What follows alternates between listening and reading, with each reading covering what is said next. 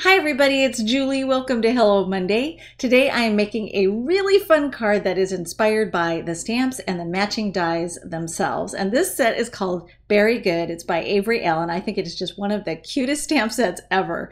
And I'm going to start by taking the lemon shaped die and die cut that from some licorice cardstock. And then I'm going to use a little bit of Stamp Runner just to tack this thing down onto my note paper. And the reason for this is I don't want it to shift. Sometimes when I'm concentrating, I kind of breathe a little heavy. And then it blows the paper out of my, out of the area, and then I don't get stamped on it straightly where I want. So I'm just keeping it real. Sometimes there's heavy breathing going on here in the studio. So I'm going to ink up with Versamark and then ink up the sentiment. This is a great sentiment that matches. It's designed to go or fit inside the lemon. And I love the fact that you can use the lemon image with it or without it, but it's just such a fun saying.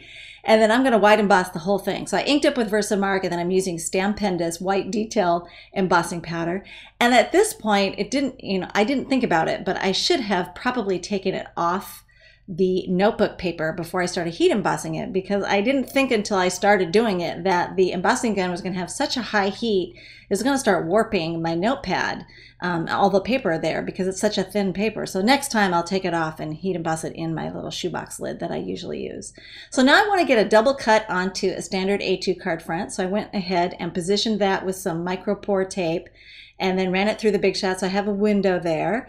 And then I'm going to emboss a texture into the front surface. And I like to die cut first and then pressure emboss, because then I don't end up ruining the embossing work by die cutting afterwards.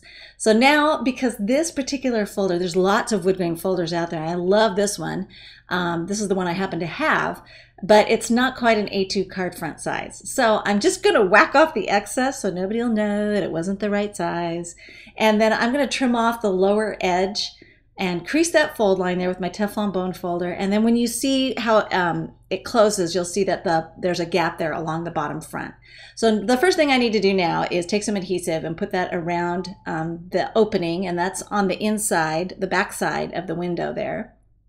And then it has some little tiny areas there that are kind of hard to get the adhesive on without, kind of wrinkling it or folding it up accidentally. So I just put some scratch paper down there to catch the excess tape so that I could get all the adhesive on there. And then I'm just going to press that over the window there. And the pattern is showing on the inside, but it doesn't bother me. And if it bothers the person that I'm giving the card to, well, then they don't get to keep the card. I'm not taking any whiners, right? So now that I have that mounted in place, I'm going to go ahead and mount the chalkboard looking lemon there on the front with some foam adhesive. And then I love how it creates this really neat pop of contrast, and you have the same shape echoed behind it with the pattern paper peeking through.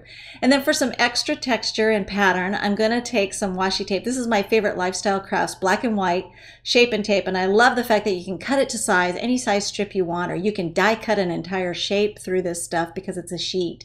But you do want to be careful when you're applying it to your paper that you don't press too firmly, because it is tackier than regular or traditional washi tape. So it can mar the surface of your paper if you're not careful. So just put it down very gently and then smooth it down firmly when you're sure you've got it exactly where you want it.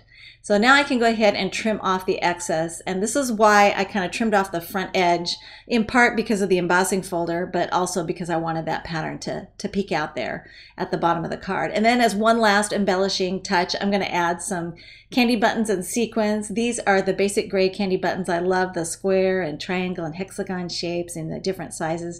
And then I'm just swiping some fun punchy colored sequins through a little squirt of that multi-medium. I just kind of put a double of that onto a little post-it note there and just use my tweezers to swipe it through. And I just love how this card turned out. I think it's such a fun way to echo the die cut shape and just give it some real pop. It was super fun to make.